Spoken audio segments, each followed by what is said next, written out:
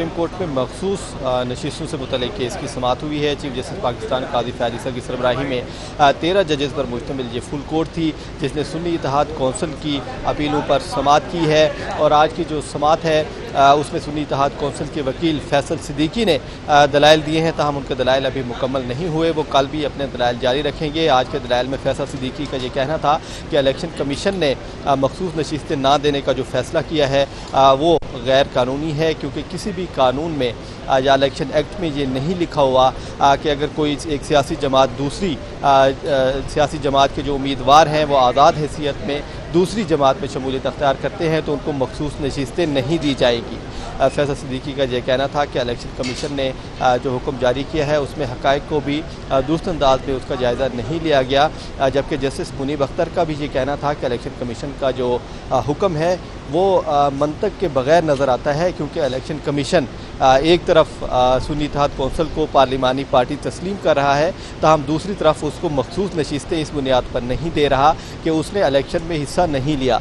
अगर एक जमात ने इलेक्शन में हिस्सा नहीं लिया तो फिर उसको पार्लिमानी पार्टी पहले क्यों डिक्लेयर किया गया। जबकि जस्टिस अतर मिनल्ला की जानिब से ये कहा गया कि जो वोटर होता है सबसे पहले उसका हक़ होता है कि वो अपने जो नुमाइंदा है उसका इंतखाब करता है, और वोटर के हक़ को किसी भी सूरत ख़त्म नहीं किया जा सकता। अगर एक सियासी जमात ने गलती कर दी, उसने मखसूस नशिस्तों की लिस्ट जमा नहीं कराई या उससे इंतखाबी जो निशान था वो वापस ले लिया गया, तो इसका मतलब ये नहीं है कि जो वोटर हैं जिन्होंने उस जमात को वोट दिए हैं उनका हक़ ख़त्म कर दिया जाए, क्योंकि बुनियादी हकूक़ जो हैं वो आइन में मौजूद है। इसलिए इलेक्शन कमीशन से भी गलती हो सकती है और PTI से भी गलती हो सकती है, लेकिन इस गलती का जो खमियाजा है वो आवाम नहीं भुगत सकते। आवाम के हकूक़ जो है वो मुतासिर नहीं किए जा सकते।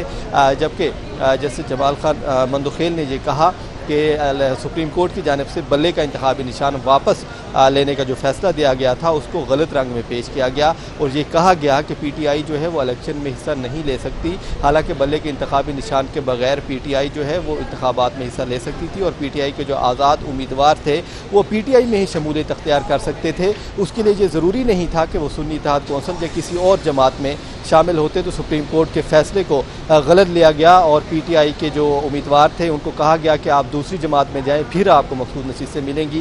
तो जैसे जमाल खान मंदखेल ने यह वाज़ेह किया कि सुप्रीम कोर्ट ने ऐसा कोई हुक्म नहीं दिया था, और PTI के जो आज़ाद उम्मीदवार थे वो PTI में ही शामिल हो सकते थे। जबकि चीफ जस्टिस पाकिस्तान काजी फ़याज़ ईसा ने भी सुन्नी इत्तेहाद कौंसिल के वकील से कुछ सवालात किए कि PTI ने जो शमूलियत अख्तियार की है सुन्नी इत्तेहाद कौंसिल में उसका रिकॉर्ड किधर है। फैसल सिद्दीकी रिकॉर्ड पेश नहीं कर सके। उनकी जानिब से ये बताया गया कि जो इस हवाले से रिकॉर्ड है वो जो आइंदा समाअत होगी उसमें पेश कर देंगे, कुछ वक्त में वो रिकॉर्ड मिल जाएगा। ताहम हमारे दफातर जो हैं वो सील किए गए हैं, जिस पर चीफ जस्टिस पाकिस्तान ने कहा कि ऐसी बातें अदालत में ना करें, आपको कोई मसला है तो आप दरख्वास्त दें, उस पर हम हुक्म जारी कर देंगे। जबकि जस्टिस जमाल खान मंदखेल की जानिब से ये सवाल किया गया कि क्या आज़ाद उम्मीदवार जो हैं वो भी अपनी एक सियासी जमात बना सकते हैं, जिस पर जस्टिस आयशा मलिक का ये कहना था कि आज़ाद उम्मीदवार अपनी जमात नहीं बना सकते, क्योंकि इंतखाबात से पहले ही सियासी जमातें जो हैं वो रजिस्टर हो चुकी होती हैं। और जस्टिस आयशा मलिक ने यह भी कहा कि इलेक्शन कमीशन जब एक जमात को पार्लिमानी जमात डिक्लेयर कर चुका है, उसको मान चुका है, तो फिर मखसूस नशिस्तें कैसे उसको नहीं दी जा सकती। जबकि जैसे मसूर अली शाह ने भी ये सवाल उठाया कि इलेक्शन कमीशन ने 3 रोज़ का वक्त दिया था कि कोई सियासी जमात जो है वो ज्वाइन कर ली जाए, तो जब PTI के उम्मीदवारों ने सुन्नी इत्तेहाद कौंसिल में शमूलियत अख्तियार कर ली तो उसके बाद कहा गया कि आपको मखसूस नशिस्तें नहीं मिलेंगी। तो ये बात अगर पहले वाज़ेह कर ली जाती तो हो सकता है कि PTI के जो उम्मीदवार थे वो सुन्नी इत्तेहाद कौंसिल में ना जाते। जबकि अदालत की जानिब से दीगर भी अहम जो आइनी सवालात थे वो सुन्नी इत्तेहाद कौंसिल के वकील के सामने रखे गए, और ये कहा गया कि आइंदा समाअत पर उनके भी जो जवाबात हैं वो भी दिए जाएँ। जबकि जस्टिस मुनीब अख्तर का ये कहना था कि इलेक्शन कमीशन जो है अपनी मर्ज़ी से कोई फैसला नहीं कर सकता, उसको आइन और कानून के मुताबिक चलना होगा। तो अदालत ने कुछ सवालात जो हैं वो सुन्नी इत्तेहाद कौंसिल के वकील के सामने रखे हैं, और कल जो है दोबारा इस मुकदमे की समाअत होगी। ये सुप्रीम कोर्ट ने आज की जो समाअत थी वो कल 11:30 बजे तक मुलतवी कर दी है।